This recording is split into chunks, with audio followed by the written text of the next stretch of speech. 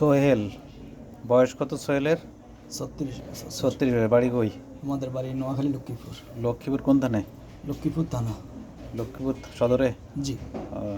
ওর ওই যে breast cancer ছিল, অপারেশন হয়েছে, এই যে এখানে অপারেশনের দাগ আছে, এই যে অপারেশনের স্কারমার এবং এক্সিলারি ডিসেকশন হয়েছে, সিম্পল মাস্টেক্টমি এবং এক্সিলারি ডিসেকশন হয়েছে।